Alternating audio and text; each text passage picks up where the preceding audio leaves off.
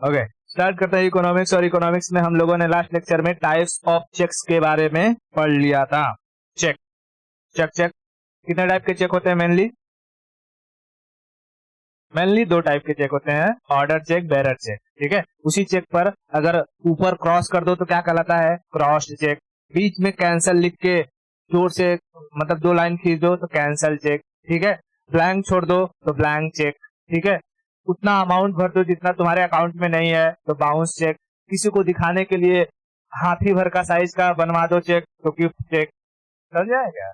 सारा का सारा चेक हम लोगों ने समझ लिया था। सबसे सिक्योर हमने देखा था डिमांड ड्राफ्ट।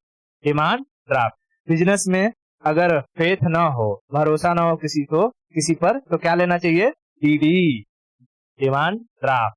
Demand draft. अब हम समझते हैं कि ट्रांजैक्शन मोड के बारे में। कितने ट्रांजैक्शन मोड होते हैं भारत में और किन किन से हम पेमेंट करते हैं, यानी पैसा एक जगह से दूसरी जगह भेजते हैं, और उनकी क्या क्या खासियत होती है। Okay,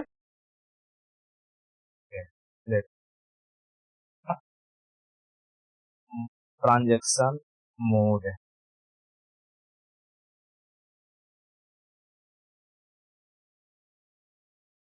transaction modes. ठीक है, ट्रांजैक्शन मोड्स, ट्रांजैक्शन मोड्स। अब देखो, एक होता है जिसे हम लोग कहते हैं NEFT। NEFT तुमने सुना होगा, NEFT। NEFT क्या होता है? तो इसको कहते हैं national electronic fund transfer. National electronic fund transfer. ठीक है, नेशनल इलेक्ट्रॉनिक फंड ट्रांसफर। ठीक है, NEFT का फुल फॉर्म क्या है?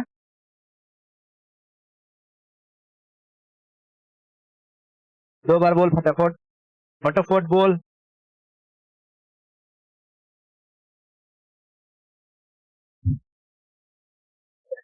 National electronic fund transfer. जब तक सीधा बोलेगी नहीं मैं छोड़ेगा नहीं। National electronic fund transfer. बोल NEFT का, आंख बंद करके बोल, नेशनल इलेक्ट्रॉनिक फंड ट्रांसफर। ठीक है, नेशनल इलेक्ट्रॉनिक फंड ट्रांसफर। देख यहाँ पर कैसा होता है समझ। जैसे एक होता है हमारा RBI। RBI क्या कहता है? ठीक है, अरे यार, RBI। ठीक है, RBI का एक बैच होता है जो ऑनलाइन ट्रांजेक्शन को देखता है। ठीक है, ऑनलाइन ट्रांजेक्शन को देखता है। ठीक है, ओके। अब देख, जैसे एक बैंक है, एक बैंक, दो बैंक, तीन बैंक, चार बैंक। ठीक है, ये बैंक है, और यहाँ पर मैं बना देता हूँ रावण, राम, सीता, मंदोदरी, गीता। ठीक है, ये सारे लोग हैं। ठीक है, ये मान ले है HDFC बैंक, यूनियन है, union Bank of India, UBI, SBI, और ये तेरा एक्सिस। ठीक है, ऐसे ही मैंने रैंडम बैंक ले लिया। अब जैसे ये जो रावण है, ये राम है, ये जो है सीता है, इन सब ने क्या किया? वो पैसा ट्रांसफर करना शुरू किया। जैसे कि रावण को राम के यहाँ पैसा ट्रांसफर करना है, और मान लो इसका अकाउंट है HDFC में। ठीक है, HDFC में। राम का है यूनियन बैंक ऑफ इंडिया में। ठीक है, यूनियन बैंक ऑफ इंडिया में। सीता का है SBI में। ऐसे ही जो गीता का है एक्सिस में। सबका अलग अलग बैंक में क्या है? अकाउंट है। ठीक है, अब राम को भेजना है पैसा, तो राम जब पैसा भेजेगा तो पहले क्या होगा? जैसे कि ये ट्रांजेक्शन HDFC के थ्रू क्या होगा? UBI में होगा, है ना, क्योंकि इसका अकाउंट है HDFC में और इसका अकाउंट है यूनियन बैंक ऑफ इंडिया में, तो पैसा HDFC से यूनियन बैंक में जाना पड़ेगा। बरोबर। देख, रावण का अकाउंट है HDFC में और राम का अकाउंट है यूनियन बैंक में, तो जब रावण राम को पैसा ट्रांसफर करेगा तो यानी HDFC में से पैसा यूनियन बैंक में जाएगा, है ना, एक अकाउंट से दूसरे अकाउंट में जाएगा, बरोबर। तो हाँ, अब देख, अब जब ये पैसा जाएगा तो मान ले कि ये राम है, इस पर निगरानी कौन रखेगा? निगरानी रखता है ये RBI का, जो ये ऑफिस होता है, एक ऑनलाइन ट्रांजेक्शन को पूरा देखता है RBI वाला सेक्शन, ये देखता है। फिर कहता है ना, ये कहता है कि देख भाई HDFC, अब तेरे यहाँ मान ले कि सुबह 10 बजे मान ले इसका दुकान खुल गया, मतलब कि बैंक खुल गया, तो 10 बजे जैसे HDFC का बैंक खुल गया तो कहेगा कि 10 बजे मान ले एक कोई ट्रांजेक्शन आया 10 बजे, ठीक है। राम ने क्या किया, रावण ने राम को ट्रांजेक्शन किया 10 बजे ट्रांजेक्शन किया। फिर किसी और ने, सीता ने HDFC के थ्रू ही ट्रांजेक्शन किया, जो कि इसको राम को ही, समझ ले कि 10:01 पर। फिर उसी तरह गीता ने भी कर दिया इसको 10:02 पर। फिर यहाँ पर जो कि सोहन या सीमा है, सीमा ने कर दिया 10:03 पर। यानी हर मिनट पे थुर थुर थुर करके पैसा आ रहा है, और ये भग भग भग यहाँ पर जो कि राम के पास जाएगा। इन सबका डेटा रखना पड़ रहा है किसको? ऑनलाइन ट्रांजेक्शन, ये जो RBI की ब्रांच है, ठीक है, RBI की ब्रांच है इसको। तो RBI का ब्रांच क्या कहता है, देख ये मैं जो भुक पैसा आ रहा है ना, उसको भुक नहीं भेजूंगा, एक काम कर, HDFC को कहेगा, ये काम कर HDFC, तू सारे के सारे ना जितना भी ट्रांजेक्शन आ रहा है आधे घंटे में सारे ट्रांजेक्शन को कलेक्ट कर, ठीक है। जैसे जितना भी पैसा तेरे यहाँ से जाएगा, ठीक है, समझा नहीं क्या? जैसे कि राम ने रिक्वेस्ट भेजा HDFC में से पैसा कट जाए, रावण ने तो HDFC में से पैसा कट जाए 10 बजे, तो 10 बजे वाला सेक्शन क्या कर दिया, ये यहाँ पर कलेक्ट हो गया इसमें HDFC के पास। फिर यहाँ पर सीता ने भेजा 10:01 पर, उसका भी रुक जाएगा। गीता ने भेजा 10:02 पर, उसका भी आ गया। सीमा ने भेजा 10:03 पर, उसका भी आ जाएगा। ऐसे ही करके 10 बजे से लेकर के 10:30 बजे तक जितना भी पैसा का ट्रांजेक्शन आएगा, पहले HDFC क्या करेगा, उसे कलेक्ट करेगा, ठीक है, उसे कलेक्ट कर लेगा। और जैसे ही 10:30 बज जाएगा, ये जो RBI का ब्रांच है वो क्या करेगा, तुरंत सारे पैसे को जहां जहां जाना है भेज देगा, ठीक है, एक ही बार में। बात समझे नहीं? यहाँ मतलब कि ये जो RBI का ब्रांच है, RBI ब्रांच, ये हर सेकेंड मतलब पैसे को नहीं भेजता कि जैसे आज तुरंत चलेगा, तो कहता है एक काम करो, बैच बना के दो मुझे, आधे घंटे का बैच, यानी कि आधे घंटे में जितना अमाउंट आया है उन सबको कहाँ किसके किसके जरिए ट्रांसफर करना है, वो मैं आधे घंटे बात करूंगा एक ही बार में, ठीक है। यानी कि कुछ करके करता रहूं। इसीलिए जब तू NEFT करती होगी तो देख उस पर लिखता होगा कि it will take 2 to 3 hour minute पैसे जाने में, कुछ समय लिखता है ना। हाँ, तो वही चीज होता है, क्योंकि बीच में RBI कहता है कि मैं हर सेकंड या 2-2 मिनट पे पैसा आ रहा है तो उसको मैं ट्रांसफर नहीं करूंगा। RBI कहता है मुझे बैच बना के दो, तो बैच कितने घंटे का बनता है, आधे घंटे का, ठीक है, आधे घंटे में 10 से 10:30 के बीच में जितना पैसा आया वो फिर 10:30 बजे चला जाएगा। फिर 10:30 से 11 बजे के बीच में जितना पैसा आया 11 बजे चला जाएगा। 11 से 12 के बीच में जितना पैसा आया 12 बजे चला जाएगा, ठीक है, मतलब 11:30 बजे चला जाएगा, ठीक है। ऐसे अलॉटमेंट बैच बना करके पैसा भेजा जाता है NEFT में। बता, NEFT में क्या पैसा तुरंत चला जाता है? नहीं, पैसा तुरंत नहीं जाता है, बात समझ में आई? हाँ, इसमें तू कम से कम ₹1 भेज सकती है और अधिक से अधिक अनलिमिटेड, इसका कोई लिमिट नहीं है, ठीक है, इसका कोई लिमिट नहीं है, ठीक है। तो इसमें तुरंत पैसा नहीं जाता है, इसमें पैसा कैसे जाता है, बैच वाइज।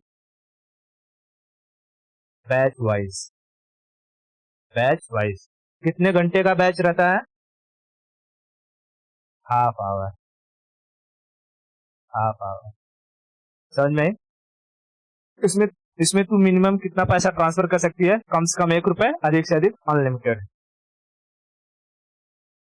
मिनिमम ₹1, ठीक है, मिनिमम ₹1, और इसका कोई लिमिट नहीं है, लिमिट है मैक्सिमम अनलिमिटेड, ठीक है, जितना भेजना है तेरे पास तू भेज सकती है इसमें। बात समझ में आई? क्या NEFT पर कोई चार्जेस लगेगा? नहीं, तो NEFT पर कोई चार्जेस नहीं लगता है, ठीक है, NEFT पे कोई चार्जेस नहीं लगेगा। जैसे तू ₹1 लाख भेज रही है, ठीक है, 1 लाख रुपए भेज दिए तो 1 लाख रुपए चला जाएगा, तेरे से कोई एक्स्ट्रा चार्ज नहीं लिया जाएगा। ठीक है, तेरे से कोई एक्स्ट्रा चार्ज नहीं लिया जाएगा। लेकिन जब तू एनईएफटी करेगी तो सामने वाले का तुझे बहुत सारी चीजों के बारे में, बहुत सारी चीजों का डिटेल पता होना चाहिए। जैसे क्या पता होना चाहिए कि सामने वाले का पहले नाम क्या है, ठीक है, नाम, उसका अकाउंट नंबर, ठीक है, फिर उसके यहाँ का आईएफएससी कोड होना पता चलना चाहिए। ठीक है, कम से कम ये 3 चीजों के बारे में इंफॉर्मेशन होना बहुत जरूरी है। बात समझ में आ रही है? तभी तू किसी के बैंक में पैसा लगा पाएगी। समझ में आया? Okay, okay. तो एनईएफटी का फुल फॉर्म क्या होता है? National electronic fund transfer. ठीक है, नेशनल इलेक्ट्रॉनिक फंड ट्रांसफर। उसी तरीके से होता है दूसरा चीज जिसे कहते हैं आरटीजीएस। आरटीजीएस, ठीक है, दूसरा क्या होता है?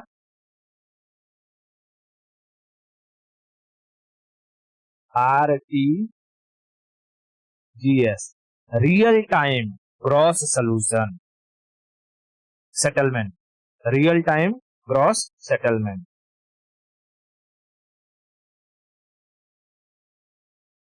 Real time gross settlement. बात समझ में? Real time gross settlement. इसमें देख लिखा है रियल टाइम, जैसे ही पैसा भेजेगी खड़क से पैसा चला जाएगा। जैसे ही पैसा भेजेगी खड़क से पैसा चला जाएगा। लेकिन इसमें समस्या है, इसमें मिनिमम 2 लाख रुपए होने चाहिए। मतलब कि अगर तू ट्रांसफर करना चाहती है तो कम से कम कितना कर सकती है? 2 लाख। क्या 1.5 लाख भेज सकती है? नहीं, कम से कम तेरा 2 लाख होना चाहिए। उसके ऊपर तू चाहे जितना भी भेज ले। ठीक है, तो ये पैसा कैसे जाता है? तुरंत जाता है, मतलब कि इमीडिएट ट्रांसफर। इमीडिएट,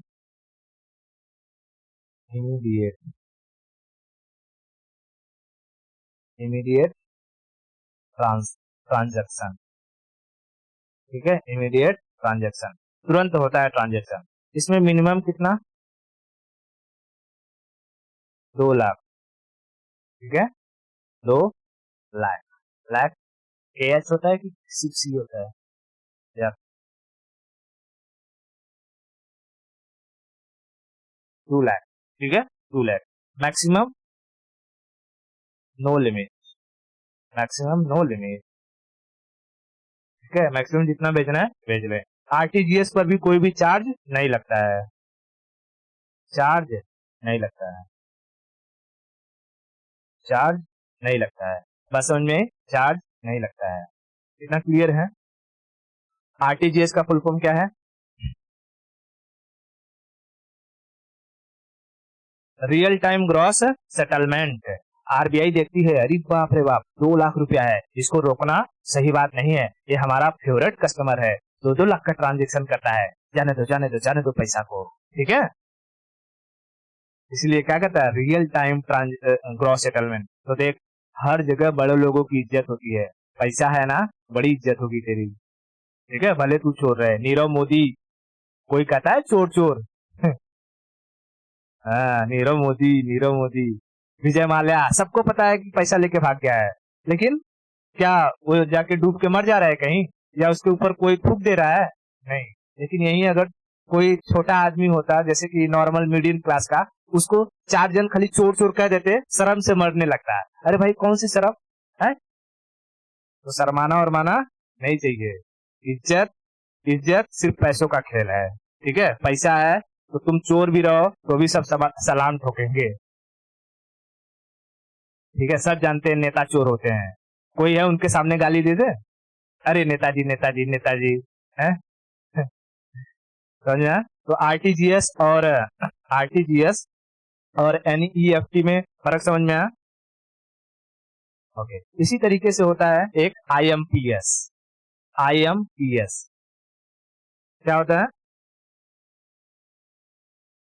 आईएमपीएस, इसको कहते हैं immediate payment service. Immediate, immediate payment service, payment service, immediate payment service, immediate payment service. इसमें भी पैसा सटाक से जाता है, तुरंत चला जाता है। लेकिन समस्या यह है कि इसमें तू अधिक से अधिक 2 लाख रुपए ही भेज सकती है, कम से कम 1 रुपए और अधिक से अधिक 2 लाख रुपए। ठीक है, तो इसमें मैक्सिमम लिमिट कितना है? 2 लाख। क्या 2 लाख 1,000 भेज सकती है? 2 लाख 1 रुपया नहीं भेज सकती। ठीक है, मैक्स टू मैक्स 2 लाख रुपए ही भेज सकती है। इस पर क्या होता है, अलग अलग बैंकों का अलग अलग चार्ज होता है। IMPS की सर्विस के थ्रू बैंक चार्ज मारते हैं। ठीक है, तो ये चार्जेबल होता है, चार्जेबल। बात समझ में? अलग बैंकों का अलग चार्ज होता है, different bank have different charges.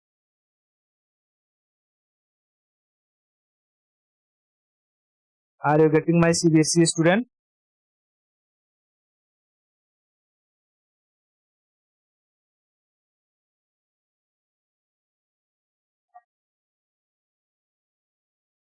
Yes. RTGS में तुझे पैसा लगाना है तो कम से कम 2 लाख रुपया होना चाहिए, और IMPS में तू अधिक से अधिक 2 लाख रुपया ही भेज सकती है गदही। हाँ बस यही डिफरेंस है। और समस्या यह है कि ये IMPS वाला अलग अलग बैंक, क्योंकि ये बहुत पहले की सर्विस है, बैंक इसको प्रोवाइड करता था, तो हर बैंक का अपना अपना क्या होता था, चार्जेस होता था। जैसे जैसे टेक्नोलॉजी एडवांस होती गई और नई नई सर्विसेज आती गई, जैसे RTGS, जैसे तेरा की NEFT, समझ में आई? हाँ ठीक है, तो इन दोनों में फर्क, तीनों में फर्क समझ में आया? ठीक है, यहाँ पर देख ले, ये सारी की सारी चीजें यहाँ पर दी हुई है तेरी। देख, NEFT, RTGS, IMPS। NEFT का फुल फॉर्म क्या है?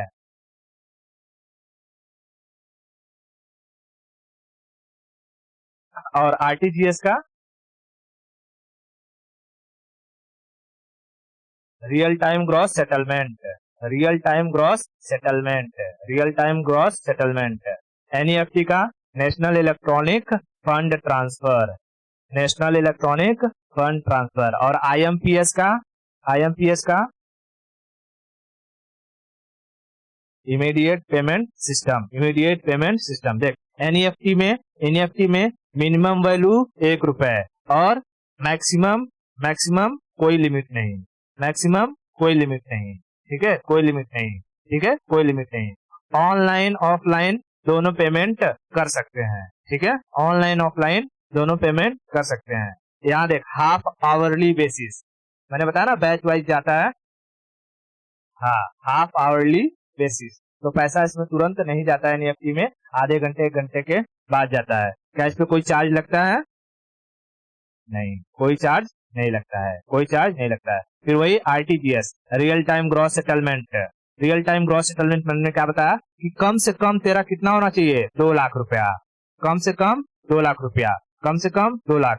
मैक्सिमम कोई लिमिट नहीं, मैक्सिमम कोई लिमिट नहीं। ये तुरंत जाता है, रियल टाइम डेटा में इमीडिएट ट्रांसफर होता है, और इस पर भी कोई चार्ज नहीं होता, कोई चार्ज नहीं होता है। बात समझ में?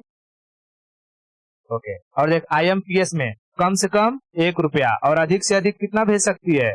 2 लाख ही। ठीक है, 2 लाख। तो इस पे लिमिट कितना है? 2 लाख का लिमिट, 2 लाख का है। ये भी इमीडिएट ट्रांसफर करता है रियल टाइम पर, लेकिन यहाँ पर चार्जेस लगते हैं, decided by the individual member bank and people. ठीक है, तो यहाँ पर चार्ज लगता है। तो ये समझ में आया? NEFT, RTGS और IMPS में क्या फर्क होता है? ओके, अब देख, इन सारी सारी चीजों के लिए अगर तुझे ट्रांसफर करना है किसी को, तो रिक्वायरमेंट क्या होती है? रिक्वायरमेंट क्या होती है, समझ।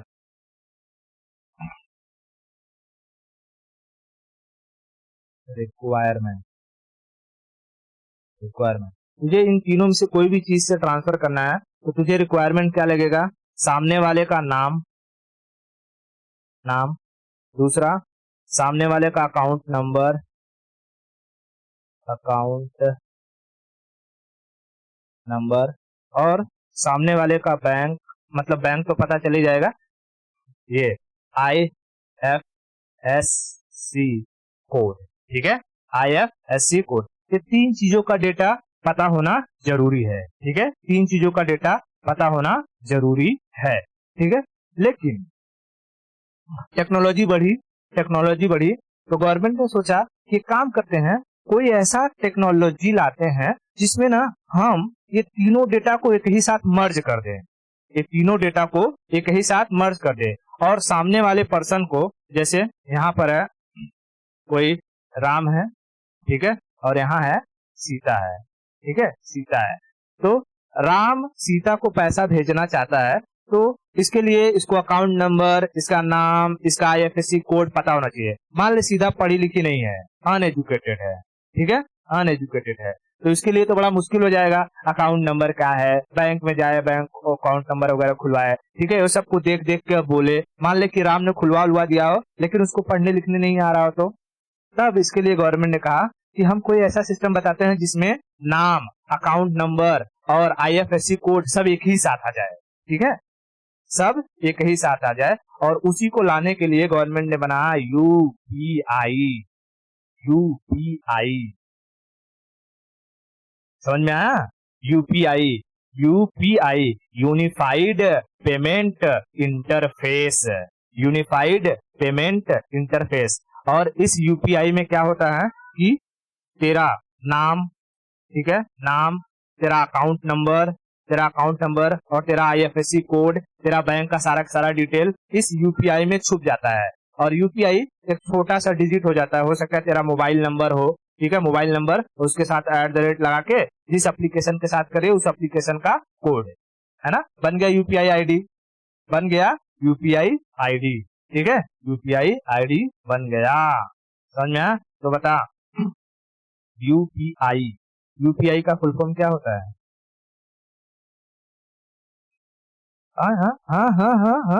अनआइडेंटिफाइड यूनिफाइड,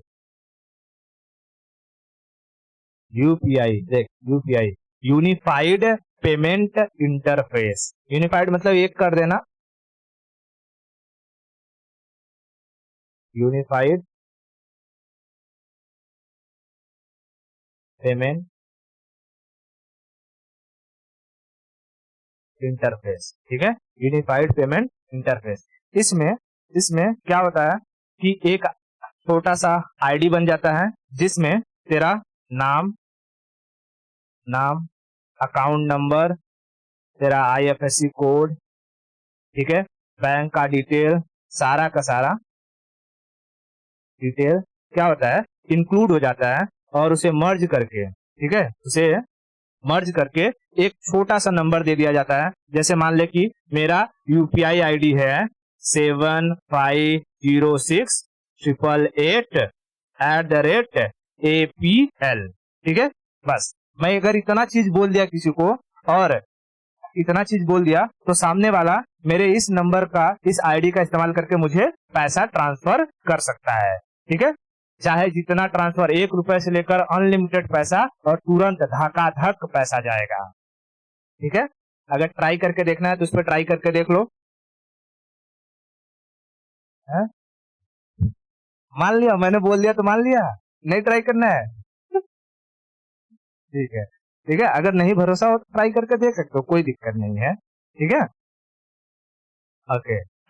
देख अब क्या है कि इसको मैं समझाता हूं, यहाँ देख, जैसे ये है यूपीआई आईडी, ठीक है, यूपीआई आईडी।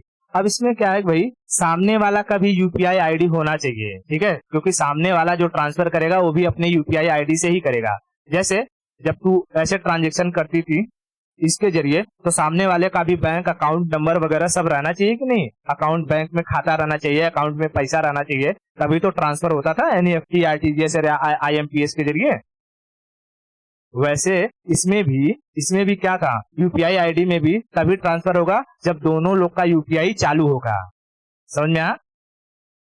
सामने वाले जैसे दो पार्टी जो है उन दोनों का यूपीआई चालू होगा तभी वो ट्रांजेक्शन हो पाएगा। लेकिन समस्या कभी कभी क्या हो जाती थी कि अगर मान लो ये नंबर से यूपीआई आईडी बना है तब तो ये आसान है बोलना, किसी को बोल दोगे वो सुन लेगा, या किसी को लिख के भेज दो वो समझ जाएगा और अपने में खटखट खटखट टाइप करके जो कि भेज देगा। लेकिन कभी कभी ना ऐसा ऐसा यूपीआई आईडी बन जाता है, जैसे patel.akhilesh16@YBL, है ना।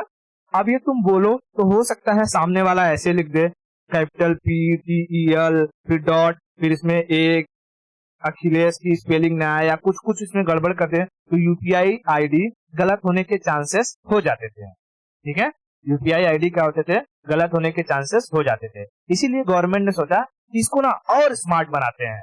इसको क्या करते हैं, और स्मार्ट बनाते हैं। और इसी को स्मार्ट बनाने के लिए ये सारा का सारा जो डेटा था ना, उसको एक 2x2 के पेज में उकेर दिया, और जिसे कहा गया QR कोड। जिसे क्या कहा गया, QR कोड। QR मतलब क्विक रिस्पॉन्स कोड। ठीक है, क्विक रिस्पॉन्स कोड। अब इस क्विक रिस्पॉन्स कोड में मेरा क्या है, यूपीआई आईडी भी है। ठीक है, जैसे यूपीआई आईडी भी है मेरा, इसी में अकाउंट नंबर पता है, इसी में मेरा IFSC कोड है, इसी में मेरा बैंक का पूरा डिटेल है। ठीक है, सारा का सारा डेटा इसमें छुपा हुआ है। अगर नहीं यकीन हो रहा है तो अपने मोबाइल से जाओ किसी भी एप्लीकेशन में, चाहे तुम गूगल पे यूज कर रहे हो, चाहे तुम फोन पे यूज कर रहे हो, चाहे तुम व्हाट्सएप यूज कर रहे हो, चाहे तुम पेटीएम यूज कर रहे हो, चाहे जो सा भी भीम यूपीआई यूज कर रहे हो, उसमें जाओ और इससे स्कैन करो। देखो ये फटाक से स्कैन हो जाएगा।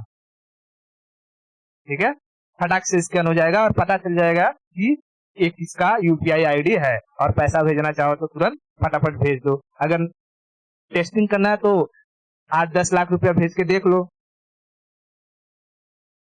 ठीक है, हाँ, तो यूपीआई को और आसान बनाने के लिए क्या लाया गया, क्यूआर कोड। QR code. तो पांचवा क्या है, क्यूआर। क्यूआर का फुल फॉर्म क्या होता है, क्विक रिस्पॉन्स कोड। क्विक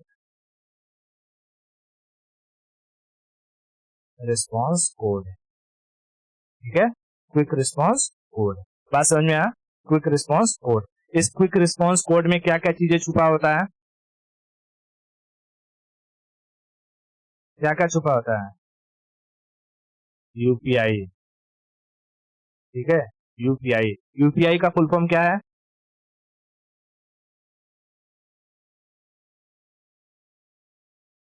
वाह, चल यूपीआई का फुल फॉर्म 4 बार बोल, यूनिफाइड पेमेंट इंटरफेस। बोल, unified payment inter payment Paytm नहीं रे, पेमेंट, यूनिफाइड पेमेंट इंटरफेस। बोल, unified payment interface. Payment,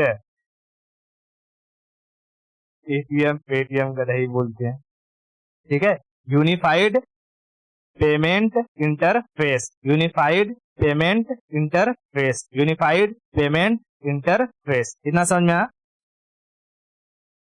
okay, देख, ये जो यूपीआई है, इस यूपीआई को हैंडल करने वाला कोई चाहिए कि नहीं चाहिए, तो इस यूपीआई को हैंडल करती है भारत सरकार की ब्रांच, एक संस्था है, ऑर्गेनाइजेशन है, जिसे कहते हैं एनपीसीआई। ठीक है, यूपीआई का ओनर कौन है, owner NPCI, NPCI, national payment corporation of India.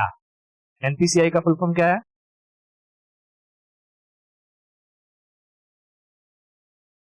ठीक है, national payment corporation of India. India, ठीक है, ओनर, यूपीआई का ओनर कौन, national payment corporation of India, NPCI, NPCI, NPCI. इतना समझ में आया। ओके, अब समझते हैं इधर। देख, जैसे मैं तुझे इमेज के जरिए थोड़ा सा समझाना चाहता हूँ। देख, ये भारत है,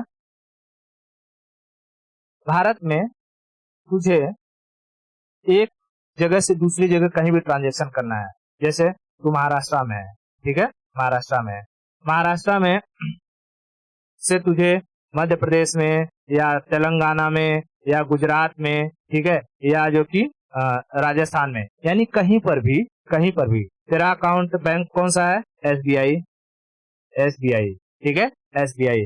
और तुझे तेलंगाना में भेजना है एचडीएफसी में, ठीक है, एचडीएफसी में, एफसी में। यहाँ भेजना है आईसीआईसी में, आईसीआईसी में। यहाँ भेजना है यूनियन बैंक में, ठीक है, यूनियन बैंक में। और गुजरात में भेजना है एसबीआई में, एसबीआई में।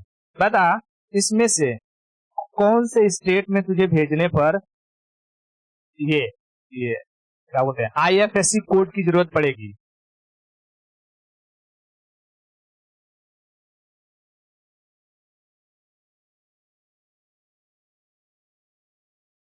है ना, ये Union Bank of India, ICICI और एचडीएफसी में जब तू एसबीआई से भेजेगी तो तुझे किसकी जरूरत पड़ेगी, IFSC, IFSC, IFSC, IFSC code की जरूरत पड़ेगी। वैसे ही अगर मैं तुझसे कहता कि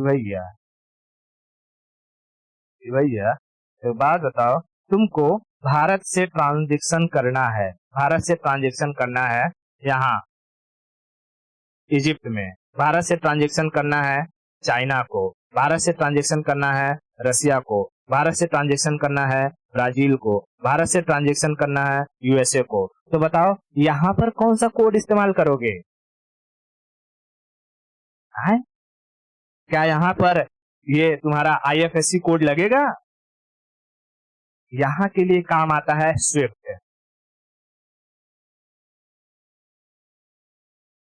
स्विफ्ट, ठीक है, स्विफ्ट। इसको क्या कहते हैं, स्विफ्ट को कहते हैं हम लोग society for world wide inter bank financial telecommunication. क्या कहते हैं, सोसाइटी, क्या कहते हैं, हाँ हाँ, शांति, society for world wide, world wide inter bank, अलग अलग bank, inter bank financial, financial tele communication, tele communication. बात समझ में आई, टेली कम्युनिकेशन। तो जब जब ये सारे देशों के लिए लागू होता है, ऐसा नहीं कि खाली भारत ही दूसरे देशों में भेजेगा तो उसे ही स्विफ्ट वो करेगा। स्विफ्ट पूरी दुनिया में ट्रांजेक्शन का क्या करता है, एक गेटवे तैयार करता है। जैसे भारत में मैंने तुमको बताया कि यहाँ से एसबीआई से अगर तुमको यूनियन बैंक में, आईसीआईसी में, एचडीएफसी में भेजना है तो आईएफएससी लगेगा। आईएफएससी को क्या कहते हैं हम लोग,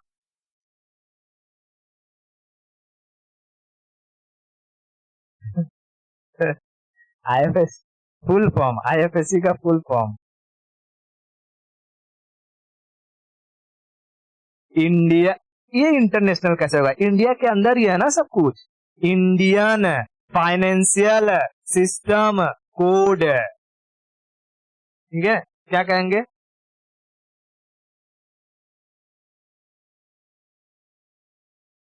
इंडियन फाइनेंशियल सिस्टम कोड। ये किस लिए इस्तेमाल होता है, inside country for inter bank transaction, ठीक है, use for inter bank, inter मतलब अलग अलग bank, transaction inside India, inside India. लेकिन इंडिया से बाहर, अगर इंडिया से पाकिस्तान को पैसा भेजना है या पाकिस्तान से पैसा लेना है तो कौन सा कोड इस्तेमाल होगा? स्विफ्ट। स्विफ्ट, ठीक है। स्विफ्ट, स्विफ्ट क्या कहता है? Society for world wide inter bank financial telecommunication, ठीक है। Society for world wide inter bank financial telecommunication. जब रसिया ने यूक्रेन पर अटैक किया तो सब लोगों ने स्विफ्ट से इसको हटा दिया। स्विफ्ट ने मतलब स्विफ्ट ने क्या कहा कि मैं अब रसिया के पास कोई भी ट्रांजैक्शन अलाउ नहीं करूंगा। तो बताओ, जब बीच में से तुम्हारा मॉडरेटर ही हट जाएगा तो तुमको पैसा मिलेगा? नहीं। तो रसिया को स्विफ्ट से हटा दिया गया। तब भारत भारत जो कि रसिया से ऑयल खरीद रहा था, तो रसिया ने कहा कि भैया तुम पेमेंट कैसे करोगे, ठीक है। तो भारत ने कहा तुमको स्विफ्ट से निकाल दिया, कोई दिक्कत नहीं, लो इंडिया का क्यूआर कोड ले लो, अपने यहाँ चलाओ और धकाधक पैसा ट्रांसफर करेंगे। तो भारत ने किसे दिया क्यूआर कोड, मतलब कि यूपीआई? रसिया को। तो भारत और रसिया के बीच में जो ट्रांजेक्शन हो रहा है वो किसके थ्रू हुआ? यूपीआई के थ्रू। तो क्या एनपीसीआई को पूरी दुनिया में यूपीआई को प्रमोट करना चाहिए कि नहीं करना चाहिए? करना चाहिए, करना चाहिए। बात समझ में? करना चाहिए। लेकिन समस्या क्या है कि यहाँ पर ये जो एनपीसीआई है ना, एनपीसीआई जो यूपीआई का नाम रखा है, क्या नाम है? Unified payment transfer. ये नाम तो सही है, लेकिन ये एनपीसीआई वाला जो सिस्टम है, अगर ये कह दिया जाएगा कि ये NPCI national payment corporation of India संभालती है, तो दूसरे देशों में थोड़ा सा अजीब भावना जाता है। क्योंकि अगर हम जियो पॉलिटिक्स में देखें तो कुछ दोस्त हमारे मतलब कुछ कंट्री हमारे दोस्त होंगे और कुछ कंट्री हमारे दुश्मन है ना। तो जहां पर अगर किसी भी ऐसी चीज में अगर भारत का नाम झलकेगा तो उस चीज को फैलने में थोड़ी तकलीफ होगी, क्योंकि जो दूसरे कंट्री रहेंगे उसे अलाउ नहीं करेंगे अपने देश में, ठीक है। वहीं पर क्योंकि अगर स्विफ्ट से पता लगा सकती है कि ये स्विफ्ट किसका है, किस कंपनी किस देश का होगा? नहीं। ये वेस्टर्न कंट्री इसी तरीके से स्मार्ट गेम खेलती हैं, ठीक है। वेस्टर्न कंट्री इसी तरीके से स्मार्ट गेम खेलती है। तो भारत को भी क्या करना चाहिए? एनपीसीआई का नाम वाम चेंज कर दो, मतलब कि ऐसा करो कि जिसमें इंडिया वाला वर्डिंग ना आए, और दूसरे देशों में फटाफट यूपीआई को प्रमोट करो, पैसा कमाओ, क्या दिक्कत है? सब बिजनेस करें तो हम भी करें, है कि नहीं? हाँ। तो अभी इंडिया और रसिया के बीच में कैसे ट्रेड चलता है, कैसे पेमेंट होता है? यूपीआई। इंडिया ने क्या कहा, फटाक से हमारे यहाँ अपने यहाँ क्यूआर कोड रखो, हमारा क्यूआर कोड वो करो, जो है स्कैन करो और धकाधक पैसा भेजना शुरू करो, ठीक है। हाँ, तो इतना समझ में आ गया। एनईएफटी क्या होता है, आरटीजीएस क्या होता है, आईएमपीएस क्या होता है, आईएफएससी क्या होता है, स्विफ्ट क्या होता है, क्यूआर कोड क्या होता है और यूपीआई क्या होता है। ये सारी चीजों के बारे में समझ में आ गया।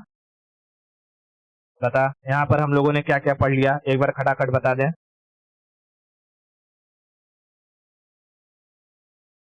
बता। एनईएफटी, पहले तो नाम ही नहीं लिया जा रहा है तुमसे। आरटीजीएस, आरटीजीएस, आईएमपीएस, आईएमपीएस, फिर यूपीआई, फिर क्यूआर कोड, फिर आईएफएससी कोड, आईएफएससी, और फिर स्विफ्ट। स्विफ्ट, ये 7 चीजें याद रहेंगी। बता कैसे याद रहेगा? एनईएफटी का फुल फॉर्म बता।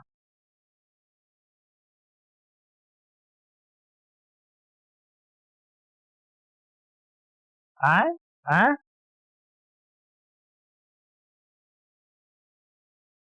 National electrical fund transfer, national electronic fund transfer, national electronic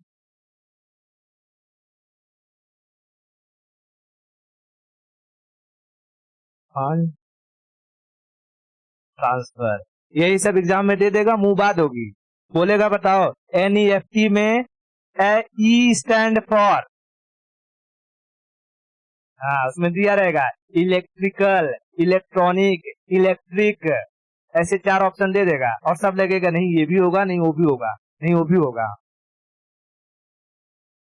ठीक है। आरटीजीएस, हाँ आज नहीं पढ़ रही है तो कल पढ़ लेगी, आज नहीं याद हुआ तो कभी याद नहीं होगा।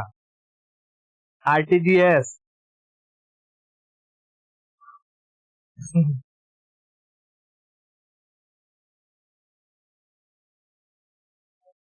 Real time gross settlement,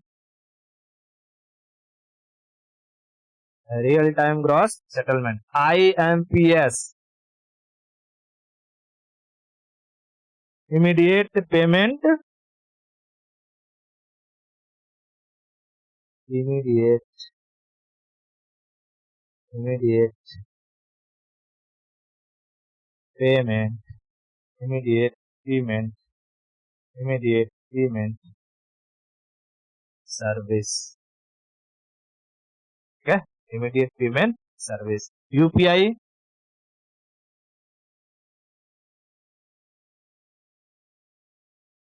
unified payment interface, interface.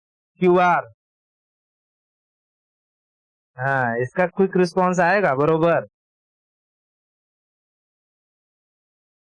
Quick response. IFSC,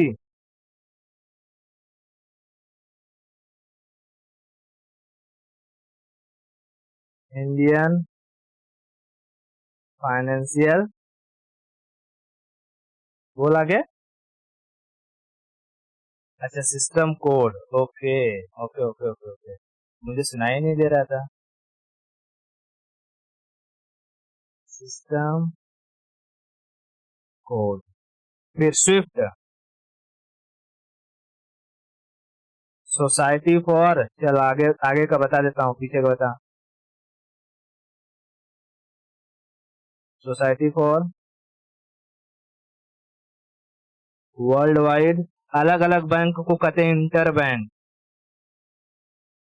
inter bank fund tele communication,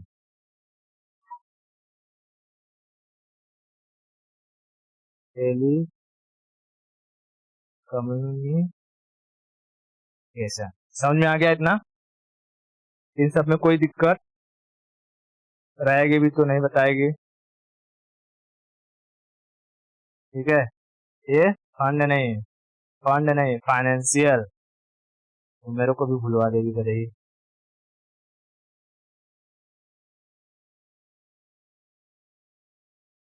financial, ठीक है। हाँ तो यहाँ कहेगा F stand for fund, physical, financial, मार देना फंड। ठीक है, कितना क्लियर है ना? ओके, आज के लिए इतना रखते हैं, बाकी की स्टोरी हम लोग नेक्स्ट लेक्चर में करेंगे। ओके।